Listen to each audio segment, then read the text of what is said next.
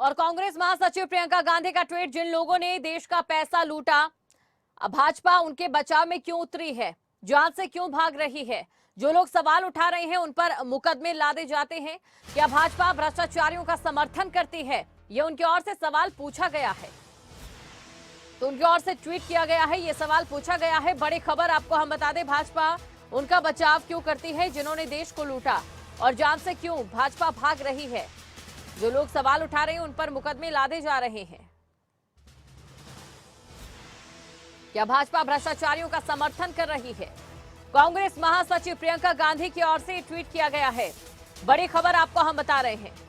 अब देखिए, राहुल गांधी की सदस्यता रद्द हो चुकी है लोकसभा से।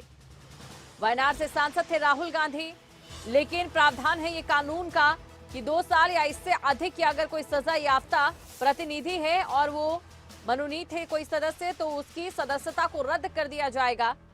ये बड़ी खबर आपको हम बता रहे हैं प्रियंका गांधी की ओर से। देखिए, अब ट्वीट किया गया है, जिन लोगों ने देश का पैसा लूटा, भाजपा उनके बचाव में क्यों उतरी है, जान से क्यों भाग रही है।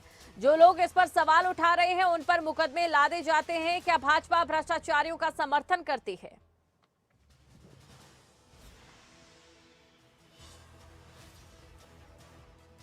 और कांग्रेस थोड़ी देर में प्रेस कॉन्फ्रेंस भी करेगी, ये बड़ी खबर आपको हम बता रहे हैं। अब देखने वाली बात ये रहेगी कि एक तरफ जहां पर पीएम नरेंद्र मोदी बनाम राहुल गांधी का चेहरा जो चल रहा था, अब अगर वो चेहरा नहीं होता है तो विपक्षी एकता क्या एकजुट हो पाती है, ये देखने वाली बात है। और चलिए, अब इसी के साथ आपको इतिहास के पन्नों की तरफ भी लेकर चलते हैं, क्योंकि इतिहास के पन्नों में ऐसी ही जो घटना है वो हुई है, और अब लगता है कि दोबारा एक ऐसी घटना भी होते दिखाई दे रही है। अगर बात करें इंदिरा गांधी की, तो दादी इंदिरा गांधी को भी हाईकोर्ट ने अयोग्य घोषित किया था। जी हां, 12 जून 1975 को इलाहाबाद हाईकोर्ट ने इंदिरा गांधी को दोषी ठहराया था। रायबरेली चुनाव में धांधली में दोषी ठहराया था।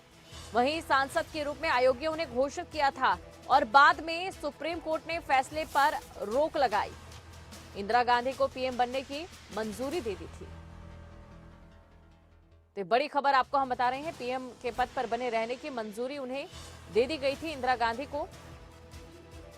12 जून 1975 को इलाहाबाद हाईकोर्ट ने इंदिरा गांधी को दोषी ठहराया था।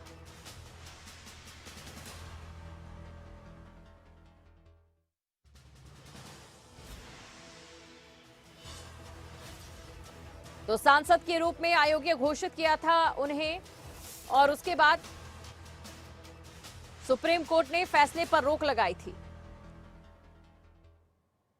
देखिए, अगर राहुल गांधी को लेकर भी जो समय चीजें हुई थी उसका लेकर आकलन करें, तो अभी भी कुछ जो स्थिति है वो ऐसे ही बनती दिखाई दे रही है। 2024 के चुनाव से पहले इस तरीके से जो घटनाक्रम इस समय चल रहा है वो, बाकी अगर बात करें सियासी क्षेत्र पर, सियासी धरातल पर कई सवाल खड़े कर रहा है। एक मजबूत विपक्ष को लेकर अगर बात करें, जिसकी कमी फिलहाल खलती हुई दिखाई दे रही है भारत जैसे एक बड़े लोकतांत्रिक देश में, तो वहीं दूसरी तरफ जिस तरीके से, क्या इससे जो घटनाक्रम हुआ है, इससे जो विपक्षी एकता है वो एकजुट हो जाएगी, ये भी देखने वाली बात है। क्योंकि देखिए, जब भारत जोड़ो यात्रा हुई थी तो राहुल गांधी का कद बढ़ा था, विपक्ष के नेता के तौर पर उन्हें देखा जाने लगा था। भले ये अलग बात हो कि उन्हें स्वीकार किया जाए या ना किया जाए बाकी विपक्षी दलों की ओर से, लेकिन जो आरोप लगते रहे हैं बीजेपी पर वो ये कि वो विपक्ष में फूट डालने की राजनीति करती रही है, और इसका फायदा सीधे तौर पर बीजेपी को मिलता है।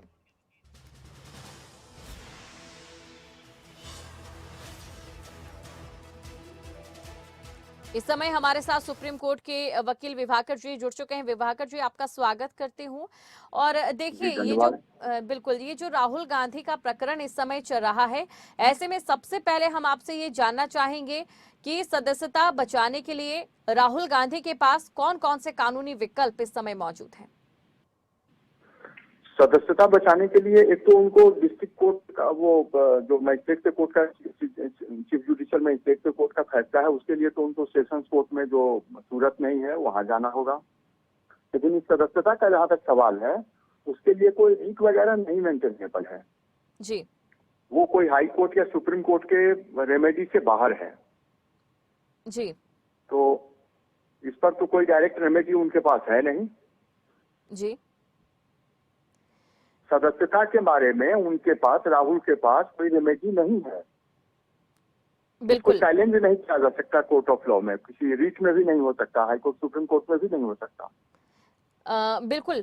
देखिए, लोकसभा सदस्यता को जिस तरीके से अब उनकी रद्द कर दिया गया है और कानूनी विकल्प को लेकर भी जो आपने जानकारी दी है, ऐसे में क्योंकि आप एक वकील हैं और सुप्रीम कोर्ट के वकील हैं, तो एक सवाल मैं आपसे ये भी पूछना चाहूंगी कि इसके अलावा राहुल गांधी के ऊपर 4 ऐसे और भी केस हैं जो कि मानहानि से ही जुड़े हैं। अगर वो किसी भी तरीके से चक्रव्यूह कह लें या किसी भी तरीके से तमाम चीजों को कह लें, इस मामले से निकल भी जाते हैं, तो जो 4 बाकी केस हैं उसमें वो फंस जाते हैं, तो आगे भी इसी तरीके से ये प्रकरण जो है वो जारी रहेगा। उसमें थोड़ा सा मैं जोड़ूं, हालांकि मैं केस में कोई रिकॉर्ड नहीं देखा है, तो जनरल जो आपके टीवी से जो इन्फॉर्मेशन है वही है मेरे पास जी। सुनने में आया पटना में भी केस है उन पर। बिल्कुल बिल्कुल। लेकिन उसमें अगर सेम ट्रांजैक्शन पर है केस, तो वो थोड़ा सा कानूनी रिसर्च का विषय है। अब जो उसमें कंसर्न लॉयर हैं दोनों साइड के, वे रिसर्च करें, और बाकी जो जज के जिनके सामने, ट्रायल कोर्ट के सामने या जो जज होंगे उनके सामने ये विचारणीय पहलू रहेगा कि उसमें लॉ का एक पहलू ये है कि अगर सेम ट्रांजैक्शन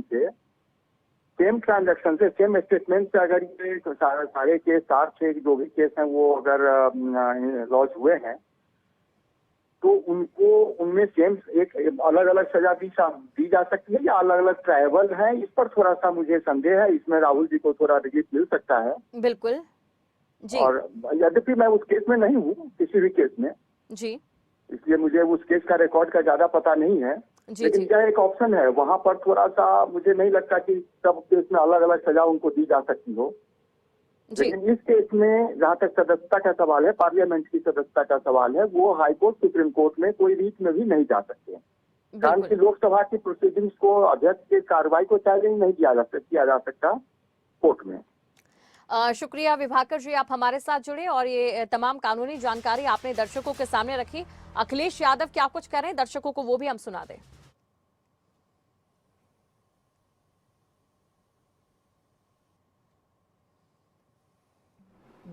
डिप्टी सीएम को कोई मरवाने वाला नहीं, उनका झगड़ा तो मुख्यमंत्री जी से है। अगर उनको जान का खतरा हो, कुर्सी का खतरा हो, तो वो किससे है?